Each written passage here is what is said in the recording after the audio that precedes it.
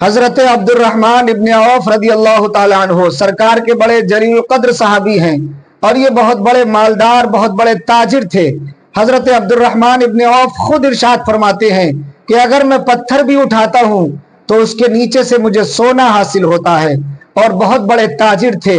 آقا کریم صلی اللہ تعالیٰ علیہ وسلم کی بارگاہ میں بارہا تشریف لاتے تھے، عرض کرتے تھے یا رسول اللہ میرے پاس اتنا مال ہے میں کیسے حساب دوں گا، سرکار مجھے رہنمائی فرمائیے تاکہ میں اللہ کی راہ میں اپنا مال خرچ کروں۔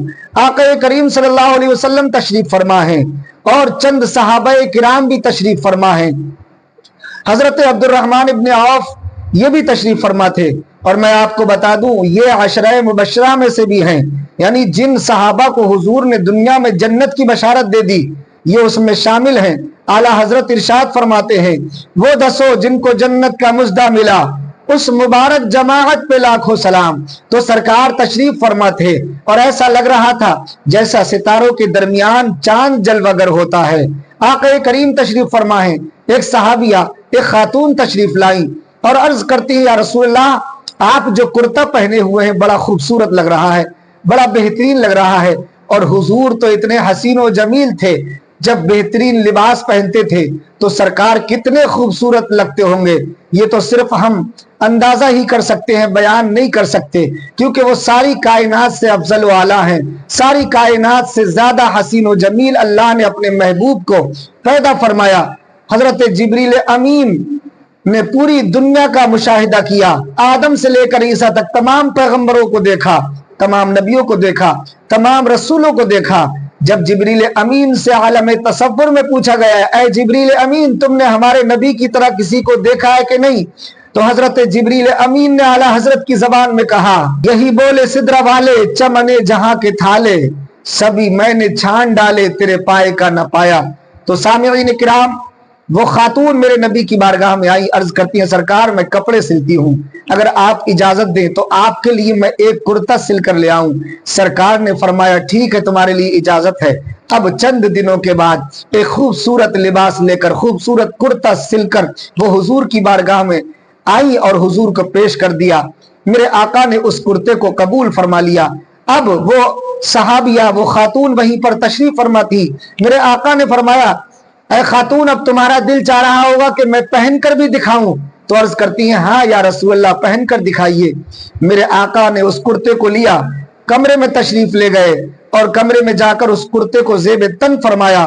وہ مقدس بدن وہ نورانی بدن کہ جن کے قدموں کے بوسے لینے کے لیے جنتی حوریں بے قرار ہوں، اس بدن پر جب یہ لباس یہ خوبصورت لباس خوبصورت کرتا بہترین کرتا جب سجا ہوگا تو کتنے خوبصورت لگتے ہوں گے۔ میرے آقا باہر تشریف لائے، اب وہ صحابیہ تعریف کر رہی ہیں یا رسول اللہ بڑا خوبصورت لگ رہا ہے، سارے صحابہ تعریف کر رہے ہیں، لیکن حضرت عبدالرحمن ابن عوف کچھ زیادہ ہی تعریف کر رہے تھے۔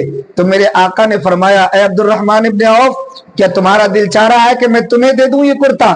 عرض کرتے ہیں ہاں یا رسول اللہ اگر مہربانی ہو جائے تو بہت ہی اچھی بات ہے، کیونکہ جب کوئی انسان کوئی آپ کا دوست ہو اور آپ کی کسی چیز کی تعریف کرے وہ کہہ نہیں پاتا ہے کہ ہمیں دے دو، لیکن اس کا دل یہ چاہتا ہے کہ وہ چیز اس کو دے دی جائے، وہ کہہ نہیں پاتا ہے، لیکن وہ تعریف اسی لیے کرتا ہے کہ اسے وہ چیز عطا کر دی جائے۔ اسی طرح حضرت عبدالرحمن ابن عوف نے اتنی تعریف کی، میرے آقا نے فرمایا عبدالرحمن ابن عوف اگر تم چاہو تو لے سکتے ہو۔ عرض کرتے ہیں ہاں یا رسول اللہ مجھے دے دیجئے۔ آقا اندر کمرے میں تشریف لے گئے، سرکار نے اس کرتے کو نکالا اور وہی پہلے والا کرتا زیب تن فرمایا، اور وہ نیا کرتا میرے آقا نے عبدالرحمن ابن عوف کو پیش کر دیا۔ اب سرکار جب تشریف لے گئے تو دوسرے صحابہ نے حضرت عبدالرحمن ابن عوف سے کہا تم تو اتنے مالدار ہو، تم تو اس سے بھی قیمتی خرید سکتے تھے، حضور نے آج یہ قبول فرمایا تھا، یہ پسند کیا تھا، یہ کرتا لیا تھا، وہ بھی تم نے لے لیا، تمہیں نہیں لینا چاہیے تھا۔ حضرت عبدالرحمن ابن عوف فرماتے ہیں تم نہیں جانتے ہو، تم یہ سمجھ رہے ہو کہ اس کرتے کو میں پہنوں گا؟ نہیں، بلکہ سنو میں اس کرتے کو سنبھال کر رکھوں گا۔ اور حضرات جب حضرت عبدالرحمن ابن عوف کے وصال کا وقت آیا تو آپ نے اپنے دوست و احباب سے اپنے عزیز و اقارب سے ارشاد فرمایا کہ جب میرا انتقال ہو جائے اور جب مجھے کفن دینے کے لیے تیاری کی جائے تو بازار سے خرید کر، مارکیٹ سے خرید کر کفن کا کپڑا مت لانا، بلکہ وہ کرتا جو میرے نبی نے مجھے عطا کیا ہے اسی کپڑے میں، اسی کرتے میں مجھے کفنانے کے بعد مجھے قبر میں آخری ٹھکانے پر پہنچا دینا۔ حضرت عبد الرحمن ابن عوف نے ایسا کیوں کیا؟ اس لیے کیا کہ وہ جانتے تھے کہ جس چیز کو نبی کا بدن مس ہو جائے، ٹچ ہو جائے، اس چیز کو جہنم کی آگ یا دنیاوی آگ نہیں جلا سکتی۔